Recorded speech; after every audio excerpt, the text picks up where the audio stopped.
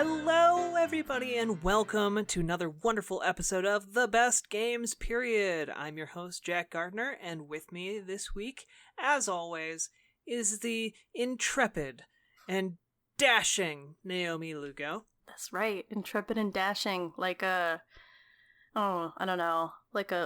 rugged mountain trail.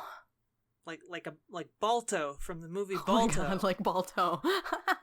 Yes, like Balto. I accept that. How are you doing? Good. Now that there's probably a possibility that they're gonna do a Balto remake eventually because they're remaking everything. So it's totally possible. I was about to ask if you had just heard about like a Balto remake, because that would have been a really convenient timing for you to bring that up. No, not yet. I'm sure it's coming. Yeah. Well, that's good. What you been playing? Pokemon. That's pretty much all I've been doing is playing some Let's Go. Taken over your life. Yeah, it's Pokemon, of course it is. What about you? I've been playing some Assassin's Creed Odyssey, and I'm really enjoying it so far, though I do have to say it has problems. What? Yeah. Video games don't have those. A piece of media? Flawed? Not in my worldview. You take it back. Never. Yeah, I finally completed like my first side quest because I've really been trying to mainline it as much as possible. And like, okay, not my first side quest, but like my first side quest that actually felt meaningful and interesting. And it just kind of highlighted a problem I have with these open world games that are so expansive and huge. Like, it doesn't have time to just sit and let us get to know characters, and like it's all these small self-contained little adventures that are full of like complicated things, but it never really goes too deeply into any of them. Yeah. Which is kind of like, I get it. I think that's one of the drawbacks of the open world genre in general, is that it can't go too deep into anything. But it makes what could be like super, super compelling story moments into it's just a bump in the ride. Yeah, exactly. Like, yeah, before I was playing Let's Go, I was playing Red Dead, right? And that's a perfect example of these sprawling worlds, because you can literally just, like, stumble into side quests, and there's some that go in deeper, and there's some that are just, like, random, and you'll never hear from those people ever again, because maybe you accidentally murdered them, or maybe Rockstar just didn't want to take the time to develop a storyline beyond there. So I get what you're saying. It's like content for the sake of content sometimes. Yeah, a lot of it is content for the sake of content, but even when you do hit those interesting side quest parts, it doesn't go as deep, or I don't know, like I want to get invested in something or anything because I don't care about the family drama in Assassin's Creed Odyssey. I don't care about the sci-fi overarching plot at all, and it actually feels super shoehorned in. So I'll just go into what happened. So there's this island, this pair of islands. You kind of get to it around the mid game. You're like level 24-ish or something. And the idea is that there is this tyrant that has taken over these two islands, and he also happens to be a member of this evil cult, and there is a faction of Spartans that want to fight him, and also like a homegrown resistance. And you kind of have to deal with the leaders of both of those factions. And there's kind of like a little hitch in the giddy up because they're kind of an item. They're like a romantic duo, this lady and this guy. Well, both of them are actually romance options, which is kind of neat. And if you actually act on those romance options, then it creates kind of like this really interesting love triangle type situation. But it kind of just boils down to, okay, you killed the cult leader after doing a bunch of quests and getting to know these characters, and like out of nowhere, one of them will just be like super jealous and fight you to the death, and there's nothing you can do about it. I don't know. And then the quest was over, and either you get to either tell the one that's alive, sorry, I killed the person you were interested in, but now we can be together, and she'll get mad. Or you can just be like, yeah, he'll probably make a great general somewhere else. You'll never see him again. Oh my god. Pretty weird, right? Where'd that guy go? Well, I gotta sail off in the morning, but it was nice having a romantic tryst with you. And that entire quest line is over, and you never have to go back to that island again. Like, I don't know, there's one of the things that I like about Assassin's Creed Odyssey is that there are a lot of romance options, but it never really goes anywhere interesting with them, except like you'll get like one moment, you know, that's like, oh, this is interesting. Where's this going? Oh, it's just done. It's not going anywhere. Okay. So like more shallow, or than like the first Mass Effect, or about the same, or how would you compare them? I mean, in terms of romance options, obviously, not like compare the whole games, because that's kind of, yeah. I wouldn't do that to you on the spot. I mean, there are a good amount of romance. There are way more romance options in Assassin's Creed Odyssey, but part of what I liked about the romances in all of the Mass Effect games, really, is that they come out of the relationship that Shepard builds with the characters. And, like, there's a reason to be invested in the relationship because you know they're going to be around, or you know that you're gearing up for a suicide mission, or, you know, like, there are all these different things and these outside influences that kind of encourage you to get into the mindset of, you know, investing in these NPCs and kind of breathing additional life into them. Like, look at how many people worship Garrus in these games, in Mass Effect.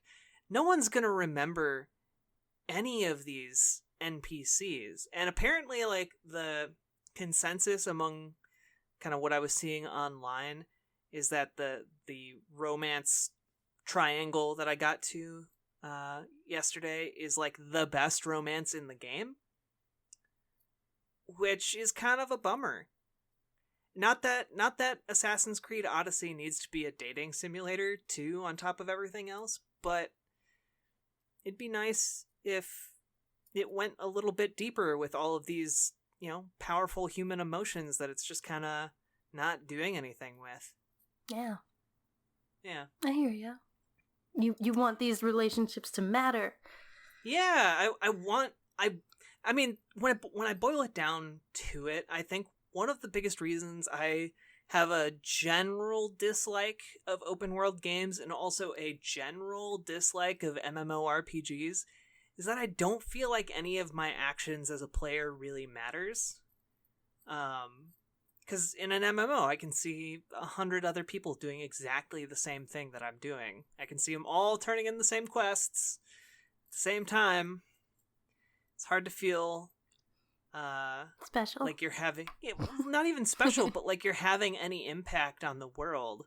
Like, I noted this in my Life is Strange 2 review. No spoilers for that, but there's a part in the middle where, depending on your choices throughout the game, you have a certain amount of money and you go into a convenience store and you can spend that money on a whole bunch of different things, or you can choose to try and shoplift some of those things.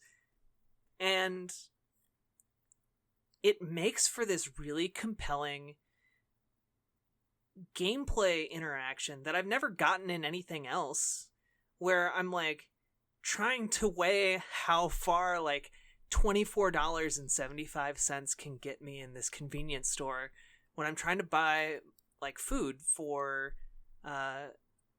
the characters in the game, and also balancing that against like their wants. Like, well, do I have enough to get like a keychain thing or play that claw game in the corner? You know, and so that's like a super interesting set of choices for me, but it's constrained by the other choices you made. And so it feels like all of the choices you've made so far have mattered. And that's just not a feeling that I get from playing something like Assassin's Creed Odyssey. Yeah, I totally get you. When, especially in MMOs, when I mean the big marker is your gear, right? But in order to get to that, even you have to dedicate like your whole life to even get to that point. It's just these. I don't want to say smaller games because they're definitely not smaller, but they're smaller than MMOs. They kind of straddle that line in between, where we spend a ridiculous amount of time in them, but the depth is just lacking. So I can see what you're saying, for sure. Yeah. So that's kind of what I've been playing. And that was my soapbox for the show, I think. Speaking of you playing Pokemon, by the way, I know we didn't do a poll this week, but literally, when I posted the show across other various social medias, I did ask the question that I posed to you and Kevin at the end of the last episode, which was, if you could only have one, like Pokemon Red and Blue or Pokemon Let's Go, which one would you take? You and Kevin both bafflingly chose Pokemon Let's Go. Literally everyone else who responded said Pokemon Red and Blue. I'm sure they did. So, you guys wrong. We're just different, okay? We've gotten sullen and greedy Crusty with our time. Or protective of our time, rather, where we want to play a more convenient and pretty game that doesn't try to trick us. So I stand by it. I mean, you didn't include yellow in there, so yellow can still exist. Nope. You only said red and blue, so it was intended to be first gen. Intended doesn't count. Loopholed again. Yep. But yeah, I mean, I can totally see that opinion being more popular than what Kevin and I said. I mean, but I just went with that because, I mean, I'm just being totally honest. I mean, if you were to ask me from a more, like, academic standpoint, I would probably go with Red and Blue. But as a fan who is enjoying the game, I'm still sticking by Let's Go. Okay. And that's why one of the things that I think will be interesting is in like a year or so, maybe there will be another Pokemon game coming out and we can circle back around to see how you feel about Pokemon Let's Go. Better not be a maybe. There's supposed to definitely be one next year. It's Nintendo though. Don't so you no curse promises. us. Don't you curse us. But yeah, speaking of... Oh, go ahead. I was just going to say, so it's not Pokemon month anymore. No, it is not. And that was a nice segue. I was going to say, speaking of super deep narratives and romance options, we're going to be talking about Super Smash Bros. Ha, got you guys. So this month we're kind of going with... Actually, this is a suggested theme from one of our amazing listeners. We'll go with... the username Golden Corsair. Oh my gosh, why was that so Golden Coleslaw? That was really hard for me to say. say. Golden Corsair. Holy hi, I'm here. Well, to be fair, Corsair isn't really a word that comes up in like normal Every day, conversations that often. So yes, thank you for defending my honor. So yeah, we're going with kind of, and I'm still kind of grappling with how to describe it, because I mean it's like family games, but they don't have to be like kid friendly. It's more like couch co-op multiplayer fun party games. Yeah, there it is. There's the perfect rolls off the tongue category. Yeah, none of us are gonna remember that next week. Let me see if I can even remember it. No, I didn't even. I already got it wrong. Nope, it's not family games. Couch co-op multiplayer fun party games. Yeah. So uh-huh. we're going with games like that. So obviously think Super Smash Bros, where a bunch of people can play this game, and you know it's fun. I mean, another game that a bunch of bros smash. Yes. different genre there. We'll think of another game, and this won't be covered this month, but like Mario Kart.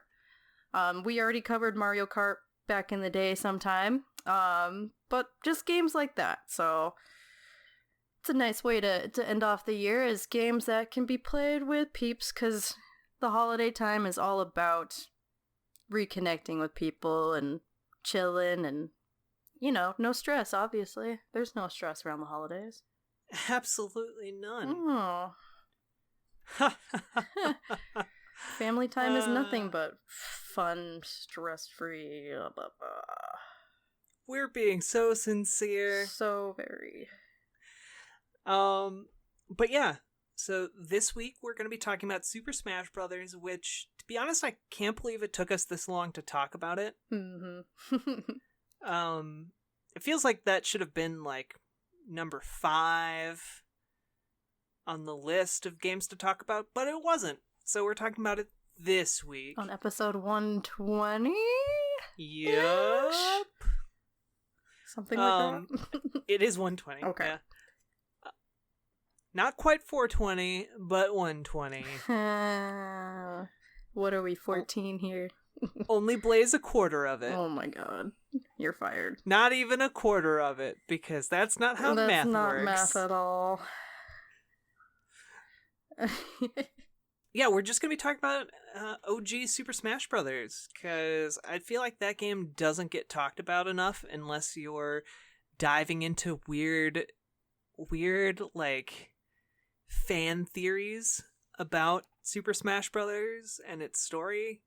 Or there's a new game that's coming out. Whoa! What? Which is maybe why we are talking about it this week. So by the time you lovely listeners are listening to this, it'll be out by then, right? Let me check. Doesn't it come out on the 11th? I thought it was the 6th. So it'll be coming out the end of the week that you are listening to this, if you are listening to this when this comes out. No melting brains there, I'm sure. Otherwise, you'll just be listening to it and it will be out. Yeah. And that'll be great. Yeah. And this is a game that has a ridiculous amount of hype around it. When did we even get the announcement for this? It was like, I'm trying to remember if it was before E3 or not.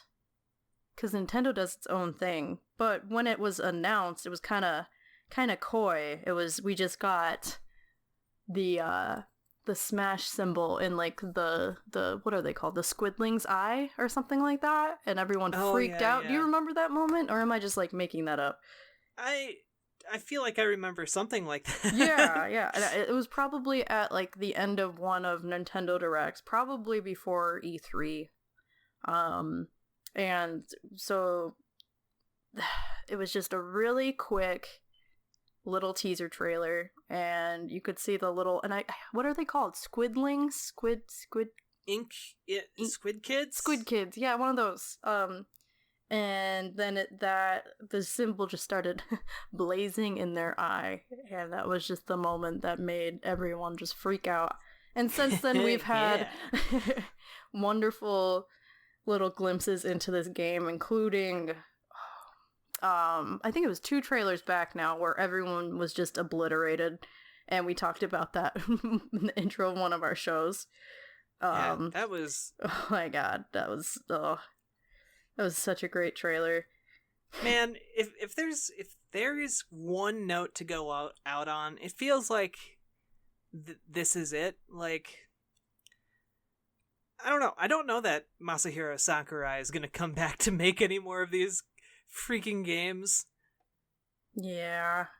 How many years has it been then? Like almost 20? Because the first one came out in 1999. Yeah. So yeah, it's been almost 20 years of these games. And imagine spending 20 years of your life on the biggest fan servicey game of all time. No, I don't want to. People are still not satisfied. Oh, and then what did they do to the poor guy? They leak it out. Like this week, as we're recording this game was leaked out, and people have been streaming it, people have been pirating it, and just disrespecting the crap out of this poor guy's work. To be 100% honest, though, I don't begrudge anyone who got a hold of this game early and played it. I like, the people at fault are the people who, like, initially leaked it. Mm-hmm. But if you got the game, like, are you I'm gonna be honest, if I had it sitting in front of me right now, I'd be playing it. But would you be streaming it? Well, no, but that's also because I'm bad at streaming. Okay, if you were a top-notch streamer, would you be streaming it? I mean, I think so. You gotta get that bread, right? That's fair. Yeah, I suppose. Like streaming's a cutthroat world, and if you have something like Super Smash Brothers to bring in like 20,000 people at once, like, all right. If you're a mid-range streamer, okay, I'm done. If you're stuck in a stream. So yeah, this game has a crap ton of hype because, I mean, yeah, like we said, it's 20 years of lore and fan service that has just culminated into the new gen onto the Switch. And we have a multitude of characters like Solid Snake and Yoga Person from Wii, you know, these iconic characters. Yeah, so let's back up for a minute. I feel even more terrible for Sakurai because of how many characters not affiliated with Nintendo they've forced him to put in the game. Like, I really get the vibe that he could give less of a care about Bayonetta or that one kid from Xeno.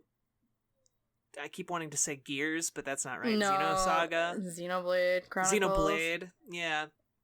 Or, I don't know. Maybe he cares about Monster Hunter. That's a pretty popular thing, but like, I don't know. I just feel bad for him. I wish people could just let him make a game without continuing to pile expectations on top of it, you know? Yeah. Oh my gosh. Yeah. I mean, I'm a fan of having as much ridiculous content as in this game as possible, so I'm for it. Like, seeing... I want him worked until he's a skeleton. Well, I mean, okay, so in that trailer we were talking about where everyone gets just annihilated. It is so ridiculous that in this universe, Snake, in one of his forms, this top cloned operative, depending on whatever form he was. Well, I'll tell you what, he's not Solid Butt Snake. Oh no, he got no butt, but that's a different issue. That's how you can tell he's an inferior clone. And that's why he just hides in his box and dies. Like, like the real Solid Snake wouldn't do that. Like, that is so dumb that was even. They were like, What are we gonna do for Snake? Oh, he's just gonna go in his box, because that's his iconic move. It's like, that doesn't make any sense, but okay, let's do it. And I mean, to be fair, there are a bunch of characters in Super Smash Brothers that have no business going up against, like God annihilating rays. Like Yoga Person?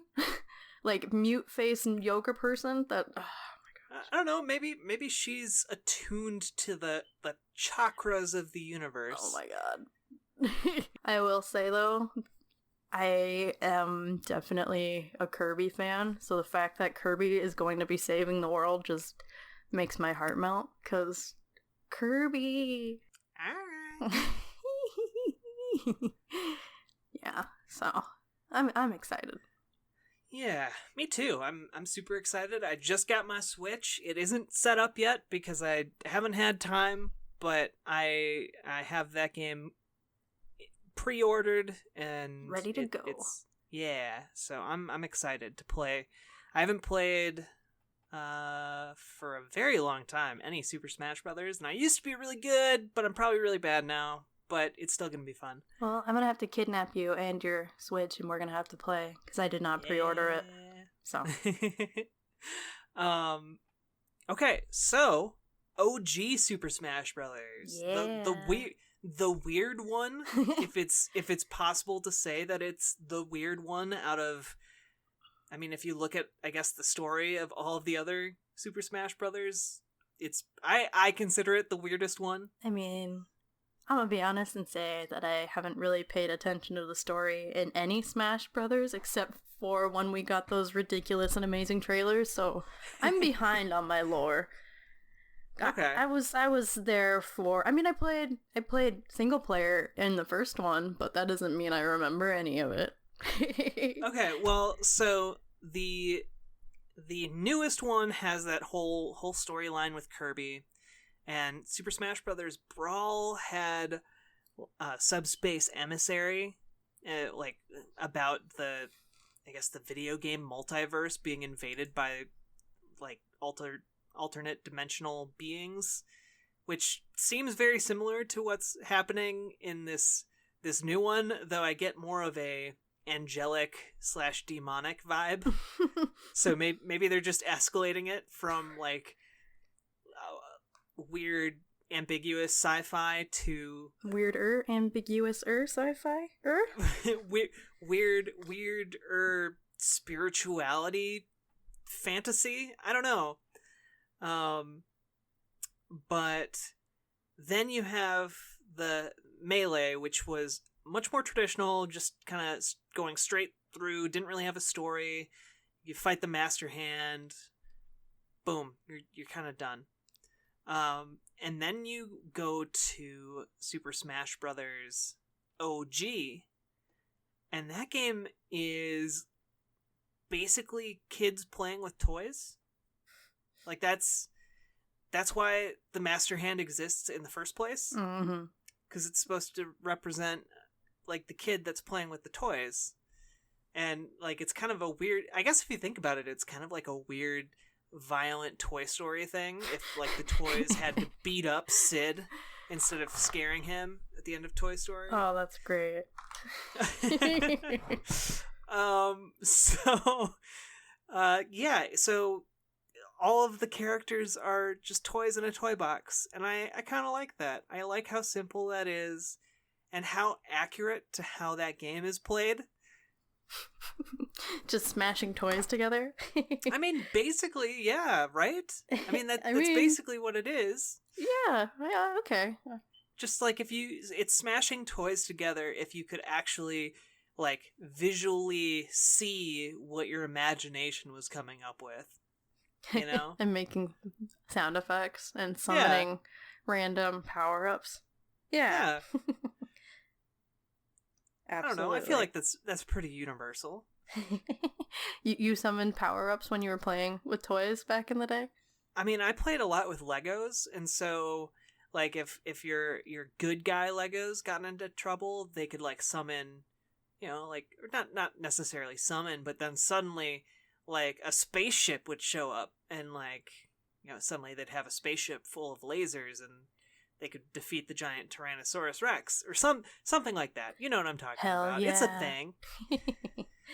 And so it kind of captures that spirit of imagination. And like, that's not entirely gone in the newest ones. There's definitely a lot of imaginative things, but it's much more about like the fighting and the characters than it is about like, hey, this is these are the toys in your toy box. Come play, you know? Mm-hmm.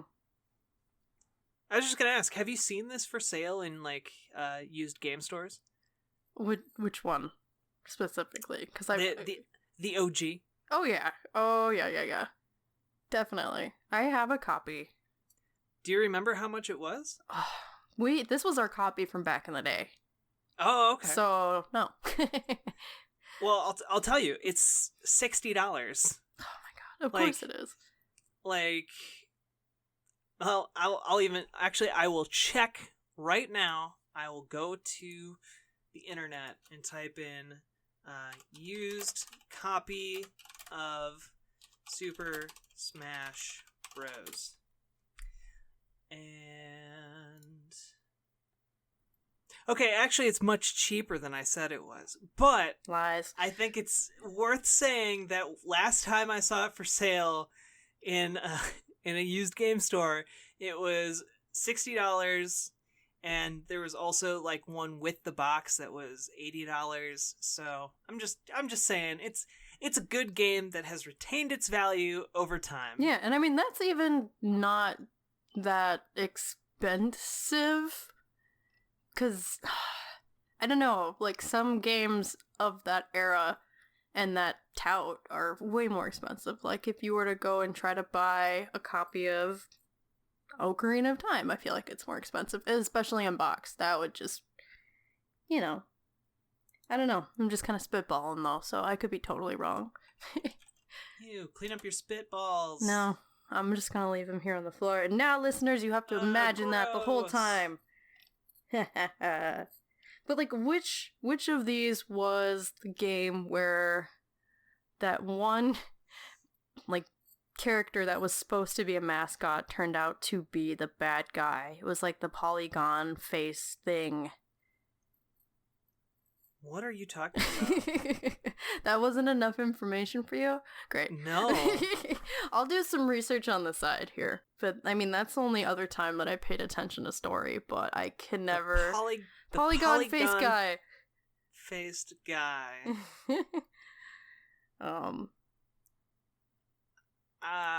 Cloud Strife? No. But now that you name dropped a character, who's your favorite? Who's your main, usually? I mean, my main is usually Fox because I'm trash. And anyone who plays Fox, you're also trash. I'm just saying, I'm keeping it 100. And not because you're bad at the game or because Fox is a bad character, just because of the culture that has grown up around Smash, where, Fox only, no items, final destination. That's a thing that has happened, and it's bad. It's a bad thing.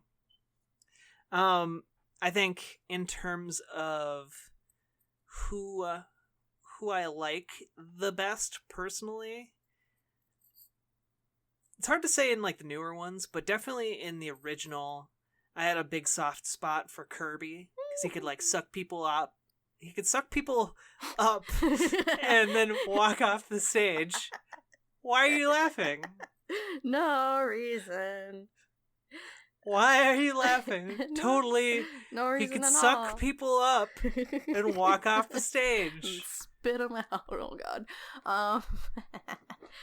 Oh no. Yep, you did that. That was all you. That was not me. You read into it. I don't know what you heard. You immediately corrected wrong. yourself, so you know what you did. You heard wrong. You know what you did. Okay. Yeah. Kirby. Absolutely love Kirby. And of also course, Samus. Jigglypuff. Cause okay, but why? Jigglypuff's garbage. Why is Jigglypuff in this game? I love it. Like that's a really good question. I mean, I never actually questioned that. Yeah, it's Pikachu in the original. Oh my gosh, it's Pikachu, maybe Squirtle, and then Jigglypuff. No, Squirtle's not in that at all. Shoot, now I had to think. See, and this is another reason why I can't follow the lore in these games. Like, I think it's just Pikachu and Jigglypuff. I think you might be right, actually. And I think it's, probably it's entirely due to the popularity of the Pokemon anime at the time. But, I mean, It makes no sense, but that's why I love Jigglypuff. And yeah, it is trash, but I don't care. I could blob around as a little Jigglypuff and piss people off. That's not the part that makes Jigglypuff trash. It's the insta-kill move. Sleep. Jigglypuff. No, not that one. The other one. That, yeah, where it sleeps and then kills you somehow. Yep. Like Freddy Krueger. Yeah, there's like a reverse Freddy Krueger. Kills you when it sleeps. Yeah. I mean, I think especially in the first one, pretty much all of the characters are just perfect for like what they have to do. I feel like it's a really well balanced game, with the exception of a few things. Mostly the two big secret characters. Well, three, because Captain Falcon was in there too. All three of them feel super unbalanced in that game. Mm-hmm. And Luigi is just... I don't know why Luigi's in this game, other than the fact that he's Luigi. He's the one character I feel like plays really, really badly. He's just not fun to play. Yeah, I can see that. I didn't play Luigi much. But, yeah. And before I forget, I do have to shout out Sheik, because that's my other character later on when Sheik was in the game. Just because badass. I love Sheik. Gotcha. Mm-hmm.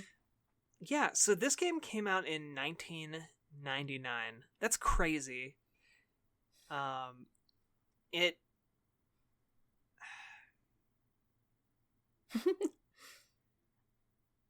I don't know. It really hit me how long this has been out and how old I am. I was 7. Yeah, like... I don't know, do you remember it broke you. playing this for the first time? Yeah, definitely. So the 64 was me and my brother's first console. We got our 64 secondhand from our cousins, and we got a bunch of games with it, and this was one of them. And so, of course, excitedly, we devoured this console and all of its content. And actually having a chance to play a game together, you know, we devoured Smash. One brother dominated us, and was always way better, and just murdered us. But it was still a lot of fun, trying to not just get pushed off the side of these ridiculous platforms. But yeah, I mean, this was one of my first games. And what a great and simple premise. Like, it's violent in the same way that a Looney Tunes cartoon is violent. Like, you aren't seeing these characters ripping each other's spines out. It's just kind of bashing each other over the head with a baseball bat, but at the end of the day, everyone's okay, you know? Mm-hmm. And also spawned the greatest video game commercials of all time. So true. Right? I'm just thinking of the one where, like, oh my gosh, who is it? It's like Pikachu, Mario, and someone else, and then it's like Yoshi, I think. Yep, Yoshi, absolutely. It's that one song, like, I can't see me loving nobody but... And it's like, yes. Yeah, they're all frolicking and then they start beating on each other. Yep. Like, that's genius. Has that ever been topped as, like, a commercial that was great? I mean, I love that. I don't Kirby think that's commercial. nostalgia talking. No, like, it's great. Like, I love the like, I don't even know if this is the original Kirby, but the Kirby where that one song is just playing in the background and it's just chaos and mayhem. That one's pretty solid. But it doesn't have people in suits, so... I don't know that one. What? I'll have to find it. Because I can't sing that one. But yeah, for real, peak 90s right there, even though it was the end of the era. I really feel like this game kind of gave the N64, like, it just extended the lifespan of that console Yeah. so much. I don't know, to put it in perspective, like, it was discontinued just 3 years later in 2002. Was it really? That's Yeah. crazy. Yeah, isn't it? Like, another game that came out in 1999, Final Fantasy IX. And literally, I think in 2000 they released Final Fantasy X because the PlayStation 2 came out. No, that's weird. You can't say that. That's nope. I won't accept that. Like, that's another game I remember the first day we played it. But I won't go on a tangent about Final Fantasy X when we are talking about Smash Bros. I really need to finish Final Fantasy X so that we can talk about that someday. Okay. I don't know. I don't know that there could have been any real competition of huge properties coming together in a video game at that point in time. Yeah. Like, eventually you got to PlayStation All-Stars Battle Royale or whatever. And that was a weird game. Yeah. But I was just thinking that it's like, it was just a perfect storm of branding, you know? Like, we had all these amazing characters that perfectly embodied this goofy, like you said, Looney Tunes, like, violence. And I don't know, they just made it so damn charming, and it just fit the vibe really well, you know? yeah.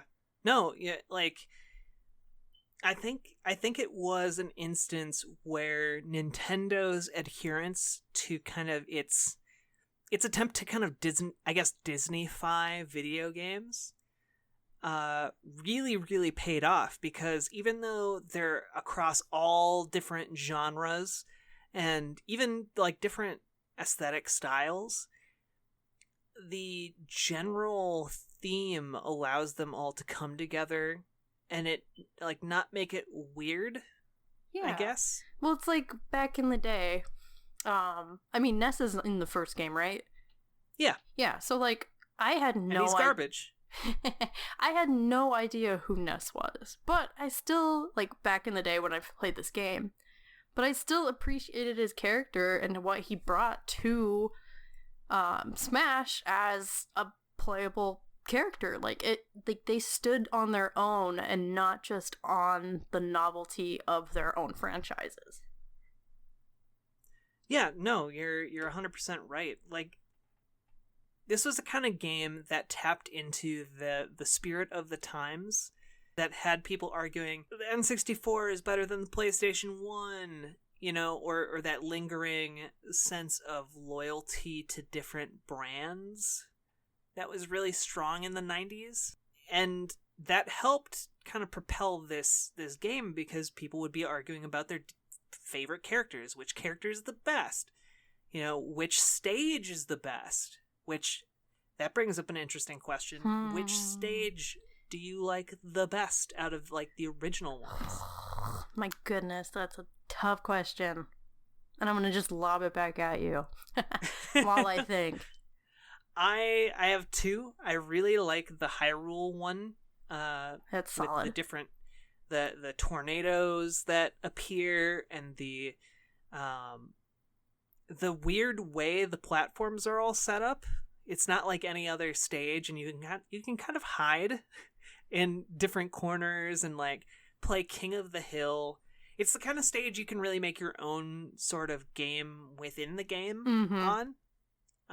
Which was another thing that was really neat about Smash Brothers, because it was something you played so much, and there were so many different options in it as a fighting game, that you could have different sorts of games. Like, you could create your own game mode. Like, obviously it would be informal, like, you couldn't go and create it in the game itself, but like a King of the Hill type thing, like, you know, who can stand on this platform the longest, or, you know, things along those lines. So I really liked the Hyrule Temple, or not the Hyrule Temple, but like the Hyrule The Hyrule map. one. Yeah. And I also really adored the Star Fox map where you're on the ship. I've always liked that map. See, that one was always the worst. Just because... Well, because you run away. You just run away until you win. Yes, but like I said earlier, my brother would just destroy my other brother and I, and that was his stage to just embarrass us. So I have some trauma from that stage. Oh no. But kudos to him for having so much skill. But how do you have any love in your heart for Super Smash Brothers after the defeats your brother handed to you? Because it was still fun. And then, like, when we actually came up with a strategy, like, and actually beat him, it was amazing. It was amazing. It didn't happen often, but damn it, we worked at it and we did it. Like, I'm not kidding. Like, this boy, we would, like, make him beat bosses for us if we couldn't beat them back in the day. Like, that's that's the level of skill. So, yeah. But I'm gonna I'm gonna have to go with the Yoshi level, just because it's so damn adorable. And, like, when we get, like, a rain of Yoshis, come on.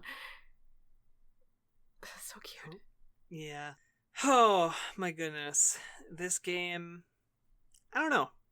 I feel like, obviously, it's gotten bigger and more popular with every subsequent release, but I really feel like the success of all the future entries in the Smash Brothers genre have just kept the snowball of its popularity going. Yeah. Because it's not like it comes out very often. You know, it's like a once in a console generation type of game. And that kind of restraint is rare. And I typically, you know me, Naomi, like Hipster? No, I'm not a hipster. But I typically finger wag at Nintendo for being too conservative about, like, everything. But in this case, I think them showing some restraint and not releasing Super Smash Brothers all the time has been generally a good thing for the series. Yeah, no, I mean, I think you're totally right about that. It gives us time to play them and enjoy them and build up communities around them, because, I mean, we haven't even touched on this, but, like, Smash communities are ridiculously dedicated. And, like... Did the game have communities for that? Like, on the N64? No. Like, you mean, like, online services and whatnot? No, just like the Smash tournaments. I feel like that really started with Brawl, right? Ooh. I just know today, Brawl, today, like, you can find legions of people who will bring their tiny TVs, like not tiny flat screens, no, these tiny, like, cube TVs with, like, adorable stickers and wood paneling on them, and their 64s to a gathering and play Smash with other people who are playing Smash around them, like, to this day, and they're playing the original. And that's really cool, you know? Like, like, people still love the original game that much, and it embodies enough of that. It's not only nostalgia, but it's decent enough for them to want to play competitively and in a community. Yeah. No, you're very right. Like,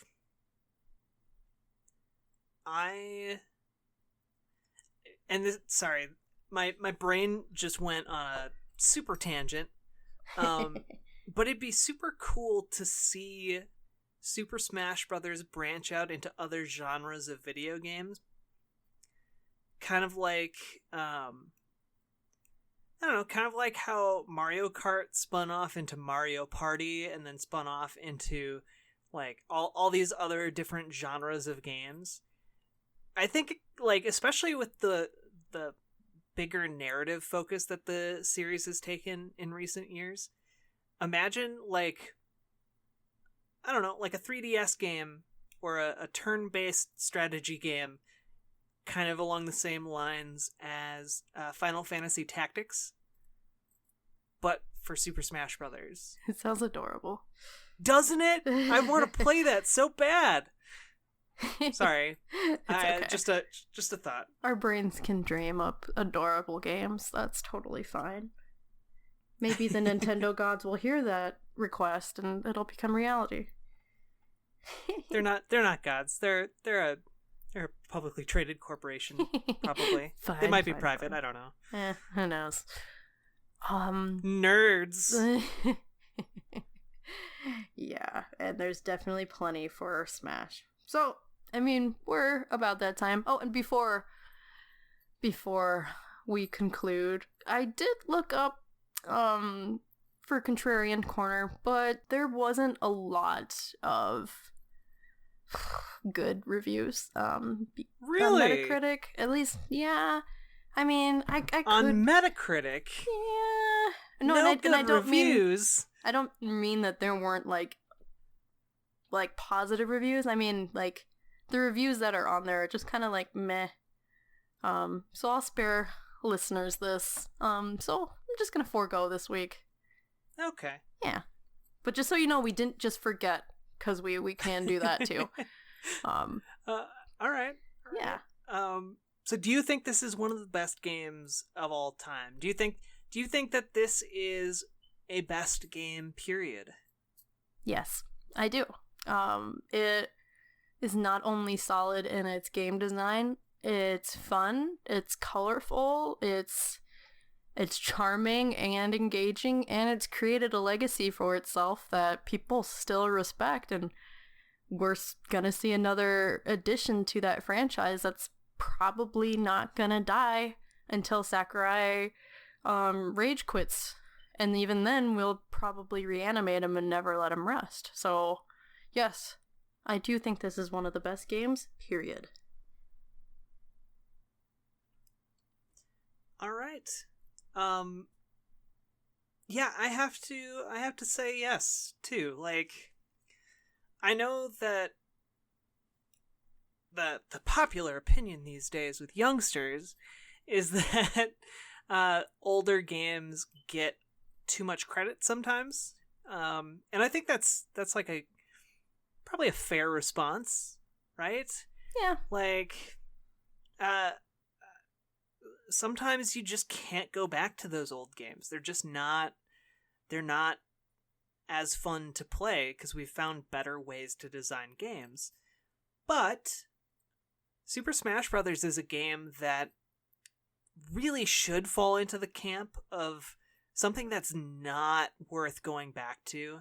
Like, that era of games is really hit or miss when it comes to things, especially on the N64. Like, that controller is actively hostile to you.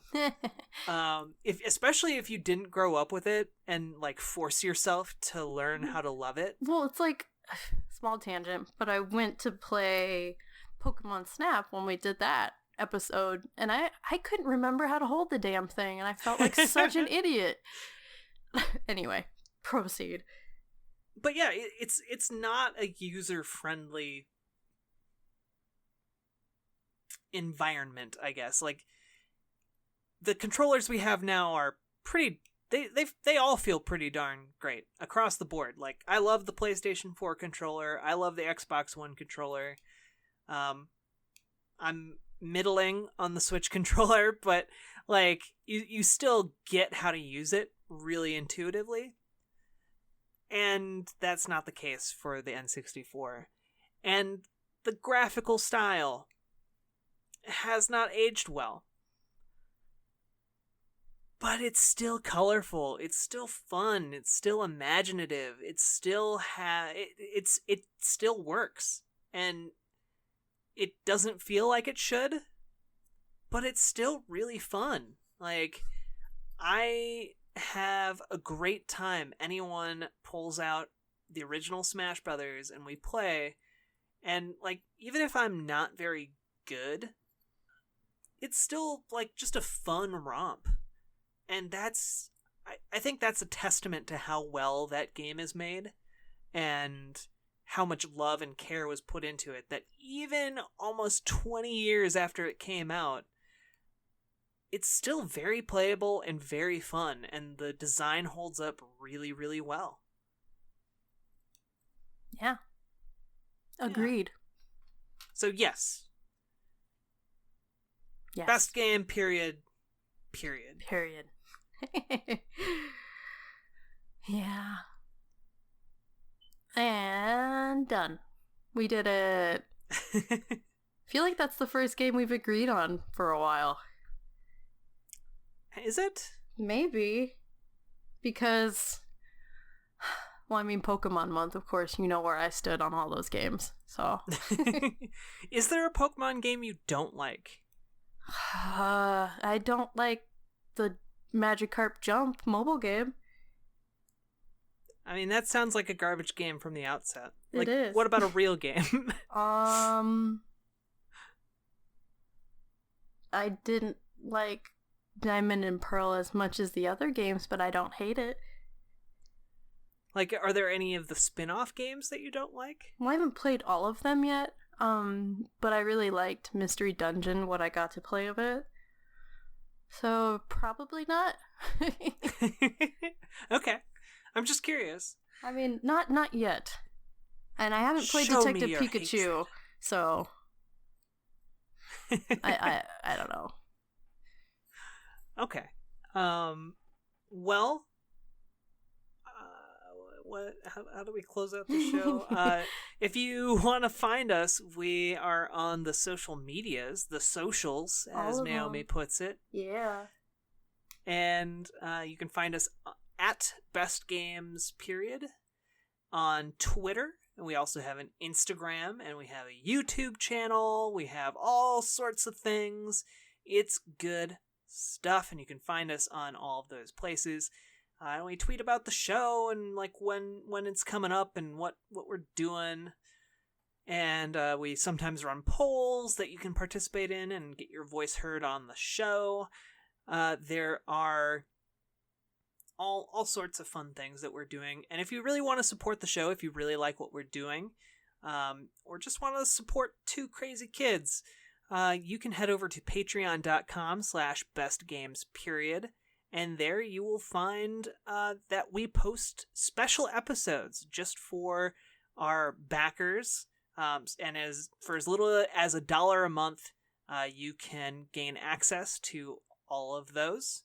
I haven't counted recently how many there are, but there's a good number of Patreon specific episodes, even with the old hosts of the show. So if you are curious about that at all, go check it out.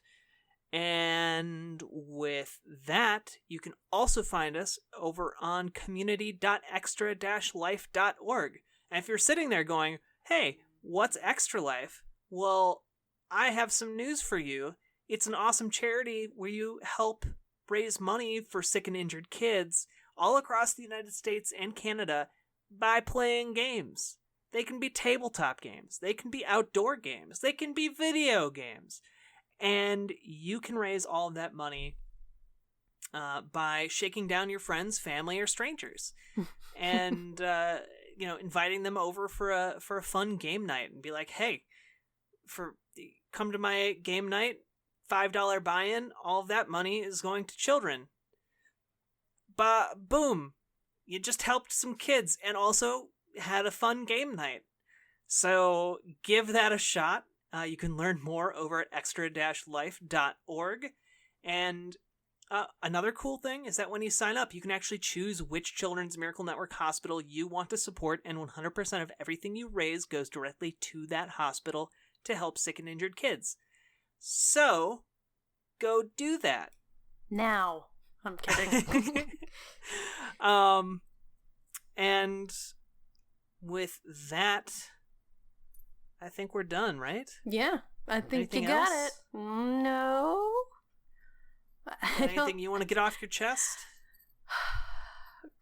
I'm just really happy that on Black Friday I got my 2-foot-tall Snorlax. It's the best thing ever. It's so squishy and it makes me happy. So everyone needed to know that. Have you just been cuddling that the entire time? Every night when I go to sleep. Well, it's kind of like a weighted blanket. So yeah. It's amazing. So, yeah, you all needed to know that. So now you know. All right. I did need to know that. It was adorable. And on that note, we'll see you next time on the Flippity Dippity.